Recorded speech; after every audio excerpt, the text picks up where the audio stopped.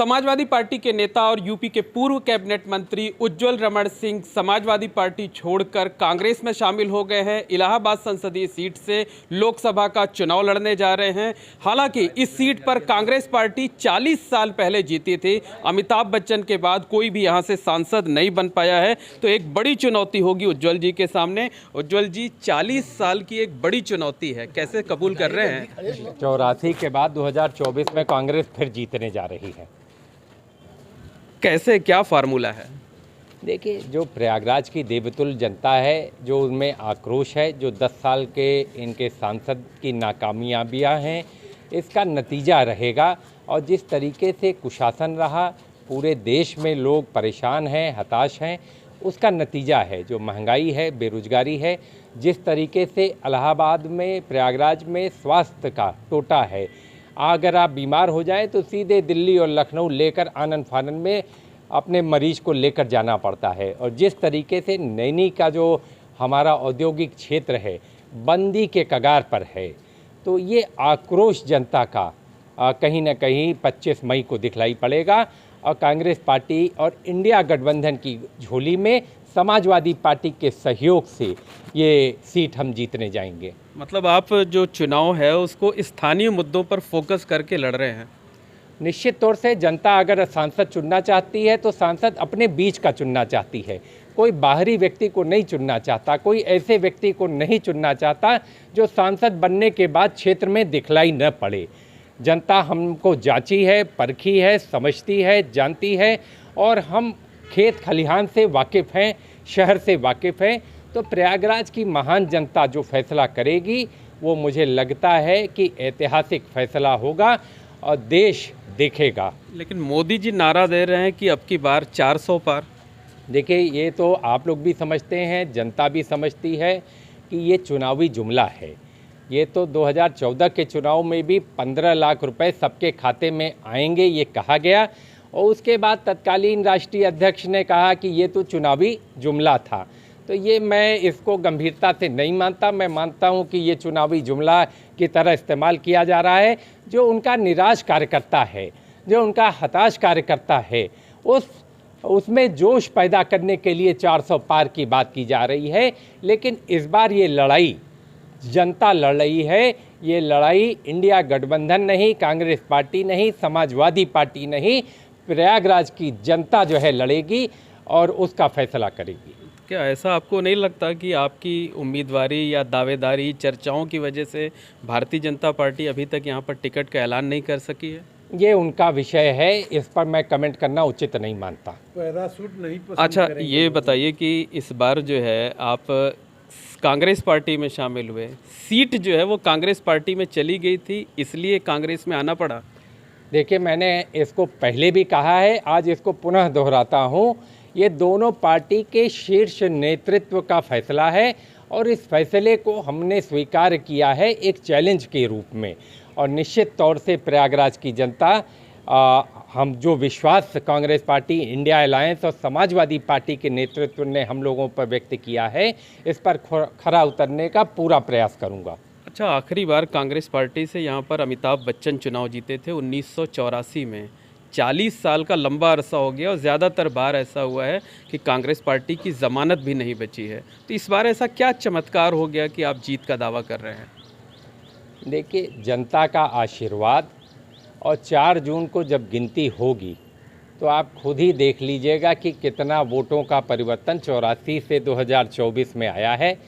और जमानत अब दूसरे को जो है तय करनी होगी, दूसरे पार्टियों को तय करना होगा कि वो कहाँ पर खड़े हैं।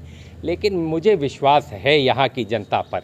जनता ने मुझे जांचा है, जनता ने मुझे परखा है, और इस जांच परख के बाद जो फैसला करेंगे वो मुझे लगता है वो ऐतिहासिक फैसला होगा।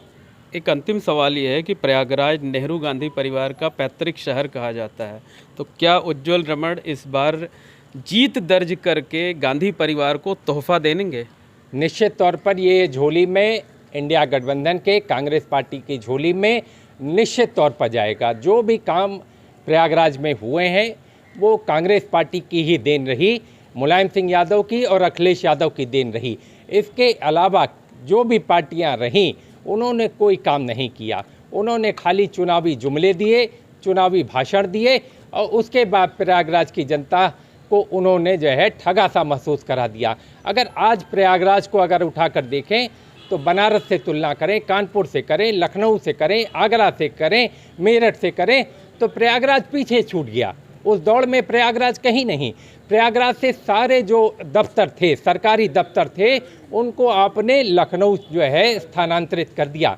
प्रयागराज की गरिमा को गिराने का काम अगर किसी ने किया है तो वर्तमान भारतीय जनता पार्टी की सरकार ने, तो वो उस गरिमा को हम वापस करने का काम जरूर करेंगे। लेकिन भारतीय जनता पार्टी तो ये कहती है कि समाजवादी पार्टी में, विपक्षी पार्टियों में आपस में ही सिरफुटौल है। कभी मुरादाबाद में टिकट बदला जाता है, फिर मेरठ में बदल दिया गया। तमाम जगहों पे इस तरीके की दिक्कतें आ रही हैं। ये एक स्वाभाविक प्रक्रिया है। इस पर नेतृत्व पार्टियों का तय करता है कि किसको कहाँ से लड़ाना है। लेकिन पार्टियां क्या बोलती हैं ये महत्वपूर्ण नहीं, जनता क्या बोलती है, जनता की आवाज़ को समझना चाहिए, जो मुझे लगता है कि भारतीय जनता पार्टी समझने में नाकाम है। अखिलेश जी का भी आशीर्वाद है आपको? 100%।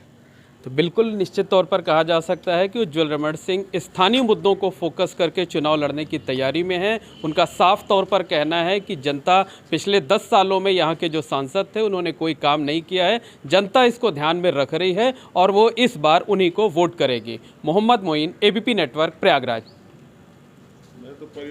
साल के बाद कांग्रेस की झोली में प्रयागराज संसदीय क्षेत्र की सीट गई है। सर, क्या कहेंगे इस पर? इस पर तो जनता को फैसला करना है और निश्चित तौर पर जो है प्रयागराज की जनता जो है निश्चित तौर पर ऐतिहासिक फैसला करेगी और 84 के बाद ये झोली में कांग्रेस पार्टी के ये सीट जाएगी। 40 साल के बाद जिस तरह से कांग्रेस को ये सीट दी गई है, क्या समाजवादी पार्टी ने यहाँ से अपने आप को कमज़ोर समझा था जिस वजह से आप कांग्रेस से सीट लिए? देखिए, ये शीर्ष नेतृत्व का फैसला शुरूधार है और इसमें कोई कमज़ोर नहीं और कोई मजबूत नहीं। सब लोग मिलजुल कर इस चुनाव को लड़ रहे हैं, एक परिवार की तरह लड़ रहे हैं।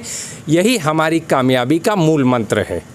कांग्रेस और समाजवादी पार्टी के अगर बात करें तो इंडिया गठबंधन के सभी क्षेत्र दलों के बीच में आपसी फूट साफ तौर से दिखने को मिल रहा है, जिसमें समाज कमेरा अलग हो गई इस दल से। तो कहीं ना कहीं क्या लगता है कि जो इंडिया गठबंधन है ये अपने विजय रथ को प्रयागराज से चालू कर पाएगा?